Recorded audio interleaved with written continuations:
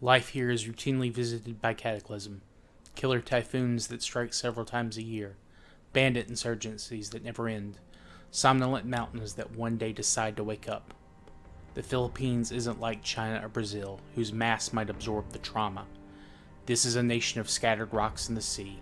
When disaster hits, the place goes under for a while. Then it resurfaces, and life proceeds. Alex Tizon. Welcome to this week's episode of Warfare, Advancement, and Revisionism. My name is Preston Floyd, and as always, I am your host. I'd like to thank you all for joining me this week. I hope you will enjoy this episode, and I hope last week's episode was enjoyable for you as well.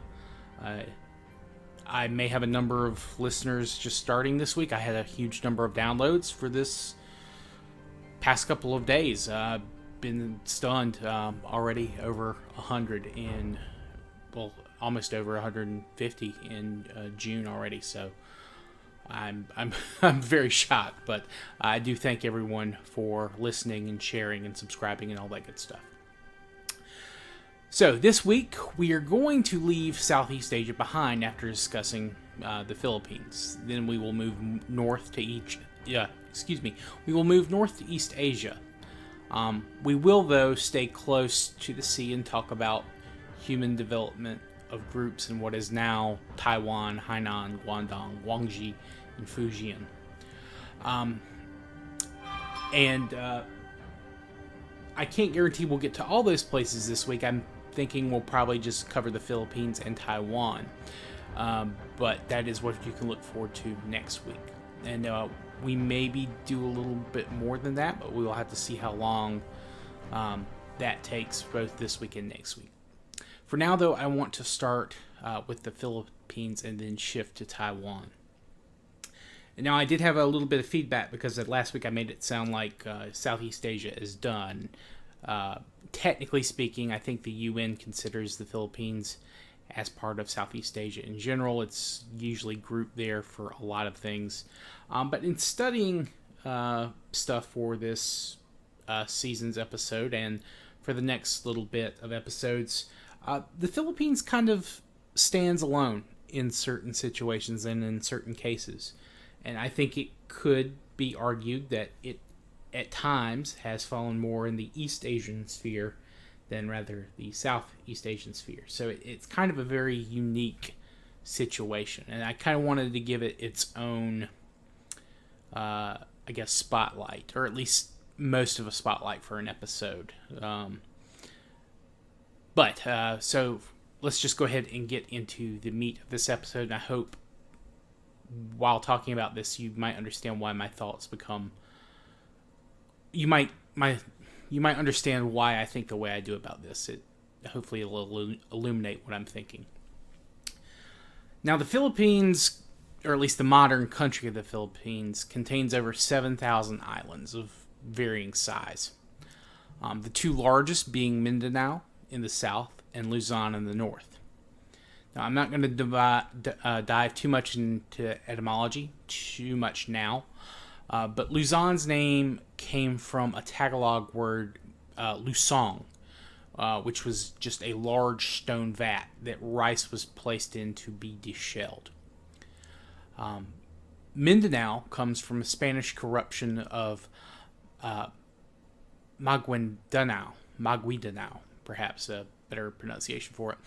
These were the ruling ethnic group of a sultanate located on the island as the Spanish began to kind of explore and colonize the region. Both the vessel and the people gave their names to these islands do not exist at the point we're talking about. Agriculture and rice won't reach this island for another couple of thousand years, and then, of course, while the ancestors of the Maguindanao may arrive within the next couple of episodes focusing on this region, they will not be a sultanate, and their identity as a unified group may not exist for almost even longer, perhaps, than agriculture getting to the island. It is hard to say, at least from the research I've done so far. I'm sure it'll become clearer as I go further down in the timeline. Now, like the islands of the rest of Southeast Asia, the rising sea levels no doubt affected humans living on the chain. Though from most models I've seen, not quite as much as you might expect. The islands were never a single landmass, while Homo sapiens have been colonizing it. Though some landmasses today, or islands today, are separated by the sea, were connected. For instance, the island of Mindoro never appears to have been connected to nearby Luzon, which has also remained an island for, I think, over 2 million years. Then you have the island of Palawan.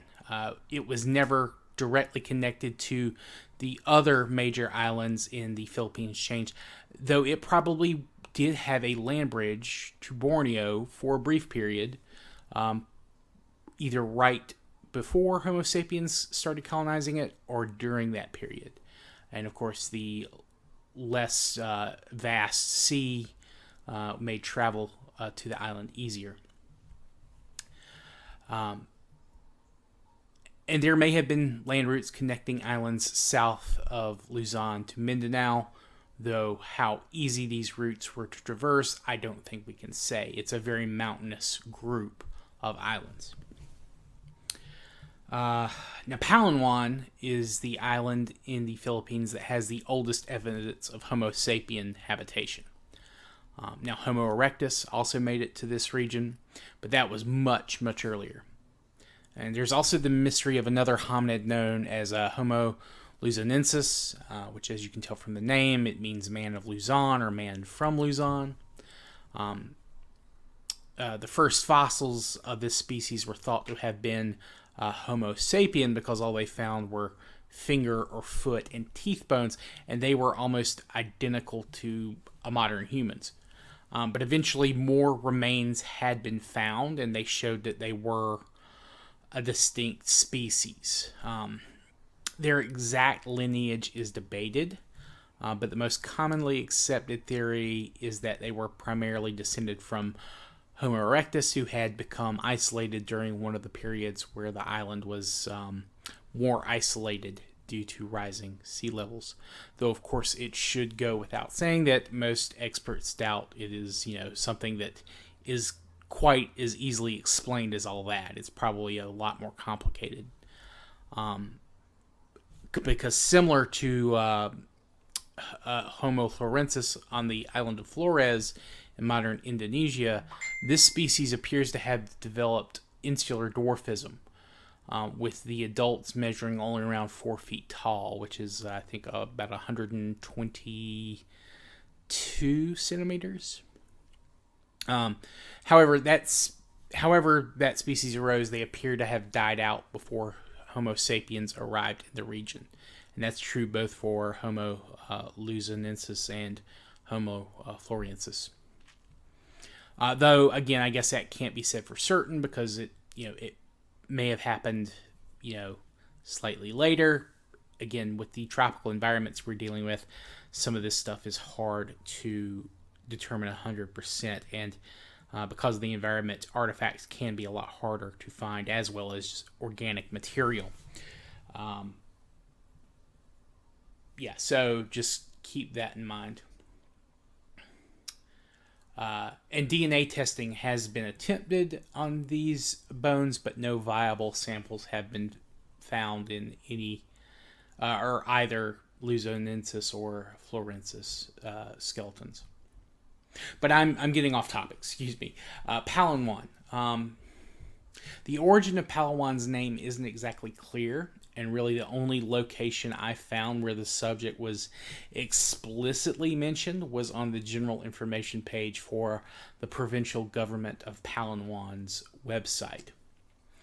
They say that the name is related to the Chinese Palau, which means land of the beautiful safe harbor, and or it is related to the Spanish Paraqua, which is an umbrella.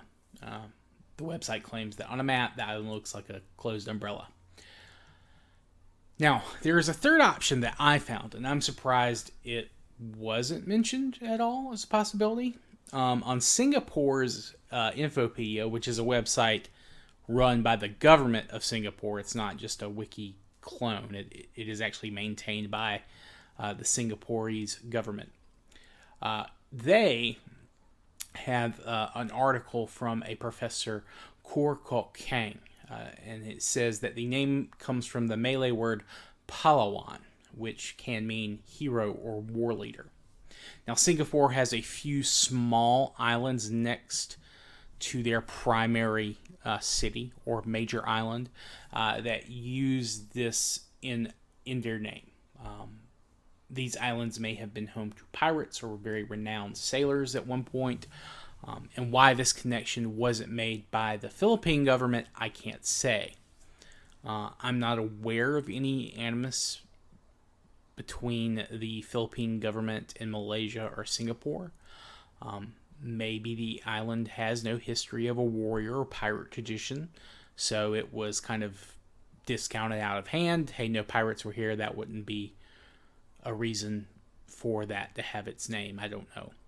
I don't believe there are any separatists on this island that they're trying to discourage from forming an independent identity. But I know that has been problems in other parts of the Philippines in the past. But yeah, so. And I know I'm still digressing, but let's go ahead and talk about the humans living on Palawan at our time frame. Now, these remains have been found in the Taban Caves, and these remains, or Homo sapien remains, go back to, I believe, around, I want to say it's up to 50,000 years ago in the maximum. Now, it does not appear to have been continuous habitation, but there does appear to be long stretches, from around, I think, starting around 2200. I'm sorry, no, 2200. No, 22,000 BCE. Excuse me. I don't know why I can't think today. There was a constant habitation for around 2,000 years. And then you have it out of use until around 20,000 BCE. And then it is abandoned again after another 100 years or so until around 7,000 BCE. And there's not too much in terms of progression to talk about in tools. There is evidence that they were bringing in stones from further away than what is found in the location. There's a lot of different cores from different types of stone that they'd have to bring in from long distances. Though how far, it's kind of hard to say. They didn't really go into too much detail. However, they do kind of have proto-ceramics. It's not true pottery. It's just kind of burnt earthenware. It hasn't gone through the full pottery process yet. And also, of course, there's no real numbers. It's still very small groups. So most of the remains found have been animal bones, things like that. So they're still hunting and gathering and butchering. And then after that date, the complex is abandoned until, essentially they're abandoned after that point. There are some of these cave structures in Southeast Asia that will eventually show back up in use for eventually later groups, kind of early agriculturalists or late hunter-gatherers. They'll show up and begin to bury their dead in these caves. It still upholds a very significant religious or kind of ancestral meaning to the peoples that have used them. Now, these are not the only caves that are occupied during our time frame. That's just kind of the end of Taban caves, occupation and use. Other caves on Palawan do show signs of usage that can be dated to around 8,000 BCE, so right at the start of our time frame. though I don't think these have been nearly as well documented or excavated just yet. I believe they're called, I know one of those caves is called Duyong, but I don't know the names of some of the others. And also on the island of Luzon. It's at this point around 8,000 BC or so, give or take, that other Homo sapiens sites show up in use. I believe Batangas, Bulacan, and Rizal are all locations that have caves that are used by Homo sapiens during our time period. Now, who these people are, it's not 100% sure again because of DNA testing. They haven't really been able to find too many genetic sources to test. However, it is widely believed that these are peoples related to most of the rest of the peoples living in Southeast Asia at this point, the Negritos, as they are collectively called. And it is certainly very possible that there are, descendants of these people or direct descendants of these people even today that live on the island. The peopling of the Philippines is kind of a controversial subject, at least in terms of which theory is the most accurate. There are a number of ones that are kind of in vogue, at least right now, but then there are ones that have been long taught that have just kind of stuck around because they have been taught for so long.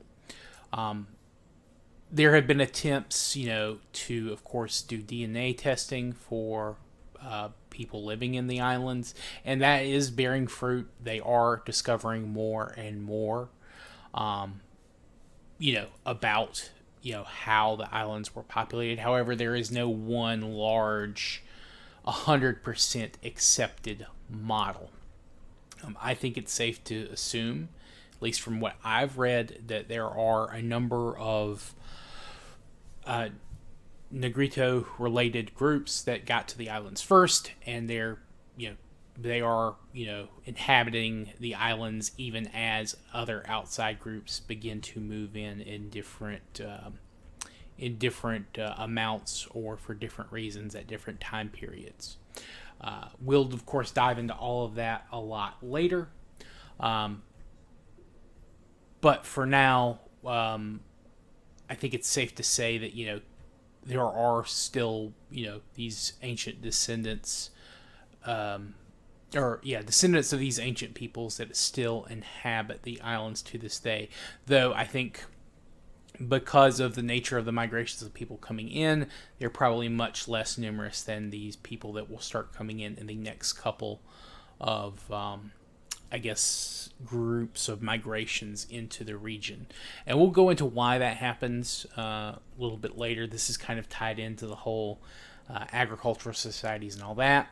But when we return to the Philippines, I'm hoping to dive into some more of the, the folk religions of the Filipino peoples. They have one called Anito, or there's another one that I believe is called Dayawism. That's kind of also kind of indigenous, and that's something I think a lot of people will enjoy. So, right now the Philippines are probably just now getting to be more populated by these people.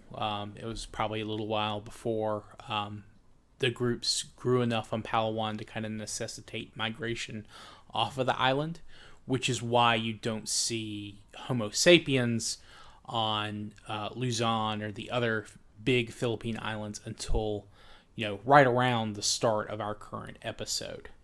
So just keep that in mind. They won the race here, but when it comes to actually populating the island, they will not be quite as successful. So, but just keep that in mind and look forward to our next discussion on the islands. For now, though, let's take a look at Taiwan, or ancient Taiwan. Oh, but before we begin that, I did want to say there are certain indigenous groups in the Philippines that are also have begun to exhibit signs of like insular dwarfism. I think some of the more recognizably ancient groups on the islands, I think on average, their men and women are only around 4'11" and 4'10" in terms of height for feet.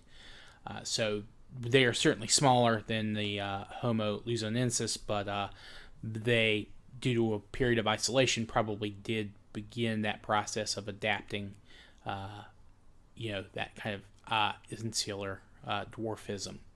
But of course, things have happened to kind of arrest that development. Agricultural, more ready, availability of certain types of foods, adaptation to that type of diet, and of course, the ability to get a little bit more genetic diversity in from outside groups passing through the islands has also worked to arrest that kind of development, which is something I think you started to see in parts of the Congo, though not all of it, certainly. But yes, now back to talking about Taiwan. Let's just start briefly with the etymology of the name Taiwan. And this is referring specifically to the islands, how the island got its name. Taiwan is not, I guess, the most common name, at least until recently. For a number of years, while Europeans were exploring East Asia, they used the Portuguese term for the island, which was Formosa, which I believe translated to something along the lines of just beautiful island. And that kind of took over in all like European maps and literature, that's kind of what it showed up as.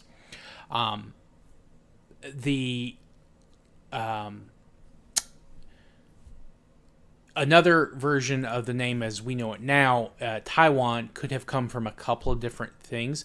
It could have come from a place specifically on the island called Dayuan, which was, I believe, a place where the Portuguese had established a trading colony or a trade port. It could also have come from a name of one of the Aboriginal groups on the island, the Taiwan. Now, historically, the name has had different things, different people. Of course, we've already talked about Formosa, but there is thought that the initial Chinese name for the island was Liuqiu or Liuqiu, though that is kind of debated. That could have basically referred to a number of different island nations, including the Ryukyu archipelago, which, if you sound them out, Liuqiu and Ryukyu are very close. But there are those that think Liuqiu could also have referred to Luzon. It's not 100% just because of the vagueness of the directions given in the books where that name is mentioned.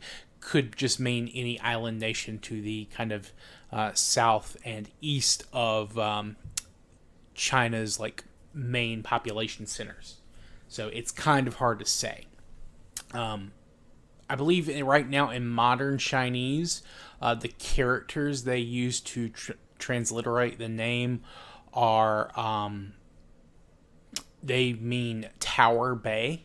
Now, I don't think, again, that's more for transliteration purposes, just so it sounds like what people have referred to it as.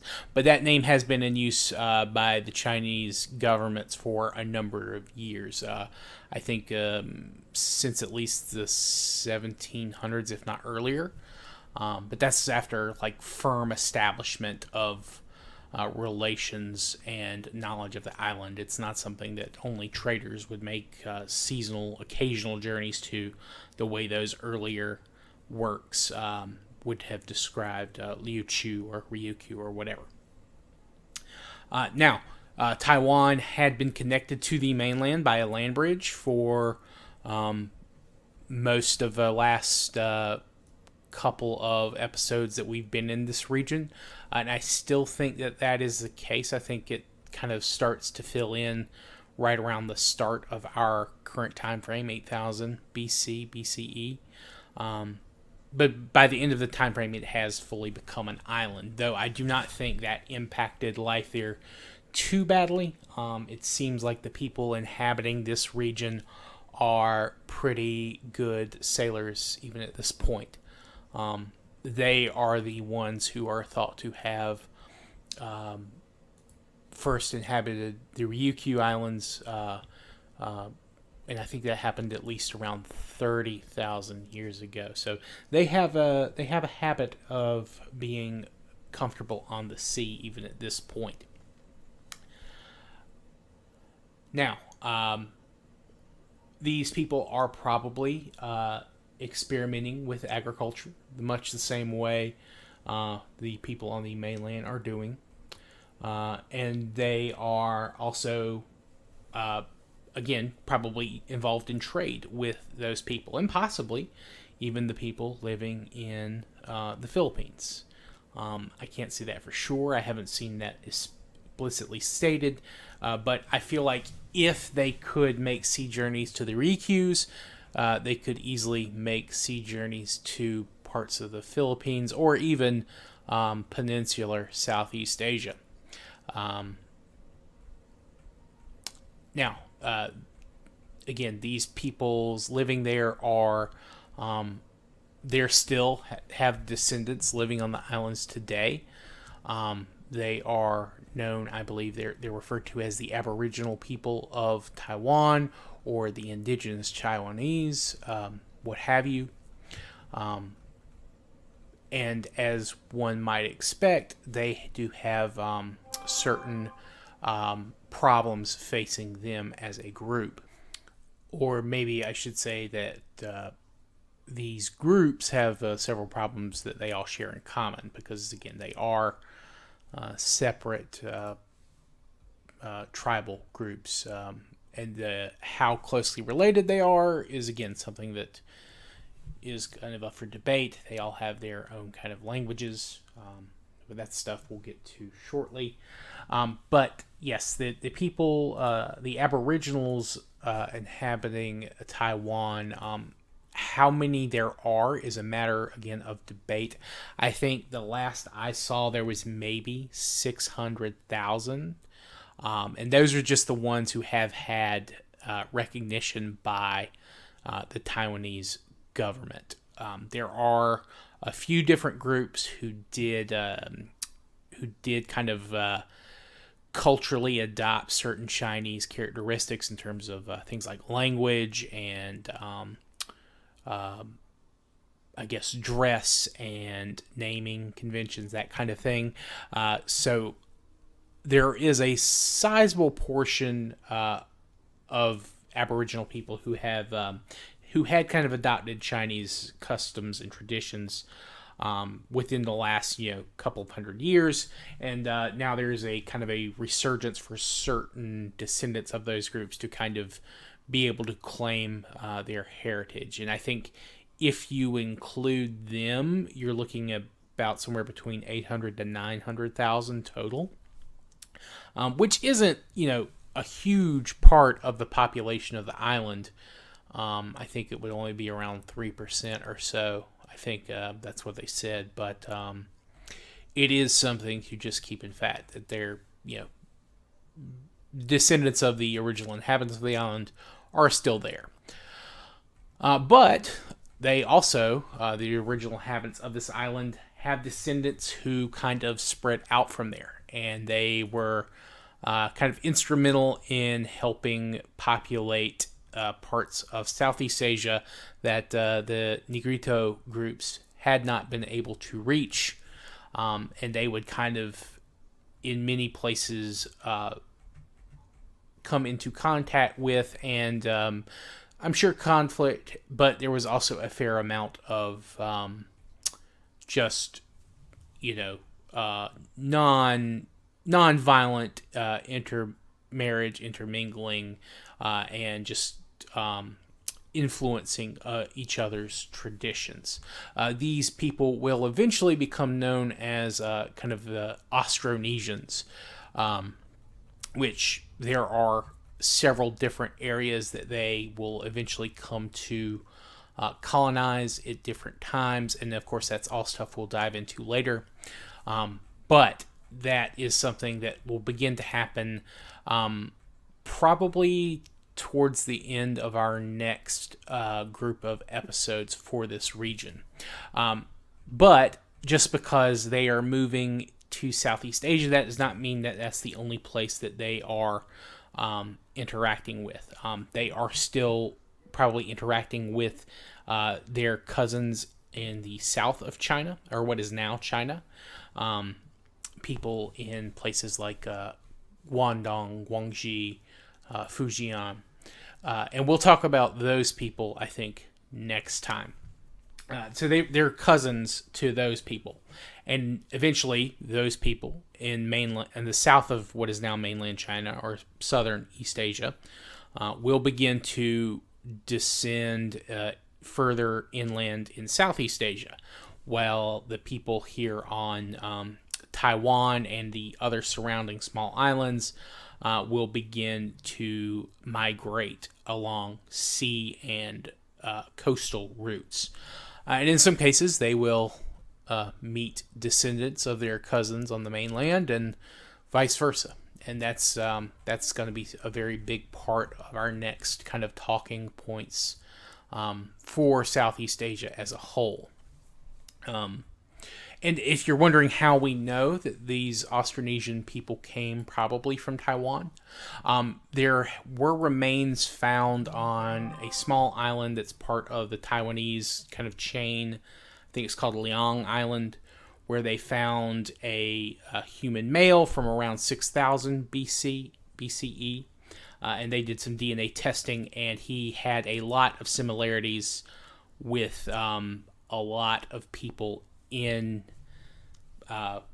coastal, or I guess the littoral Southeast Asia, the coastal and island nations there.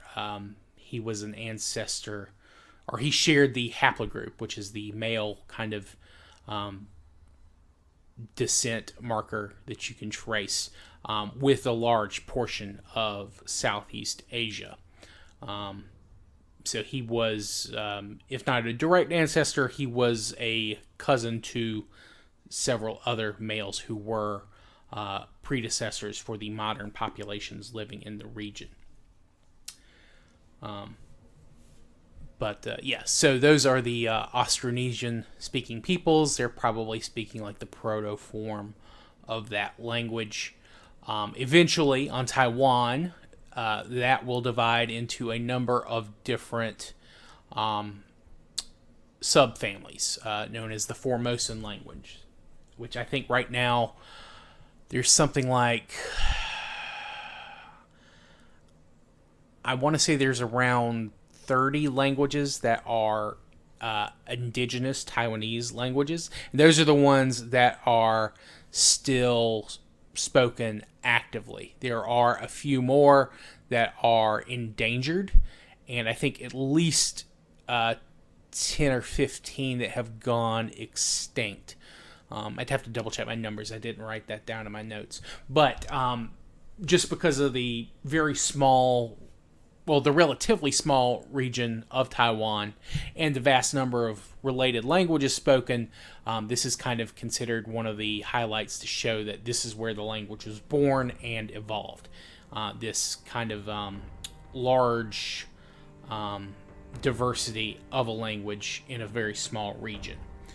And of course, there are other branches of Austronesian that have been in places for a while, like the Philippines, that also begin to show various regional dialects that have begun to evolve into their own kind of separate languages. But I think that's a good stopping point for now. Again, next week we'll kind of follow along the south of modern-day China.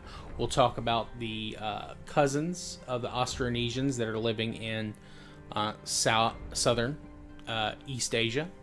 And then we'll prepare to head north to talk about the Great Chinese Northern Plains, and then a couple of other kind of peripheral groups to that. Excuse me. And then we'll probably move into the Eurasian steppe, and then of course Korea and Japan in time as well.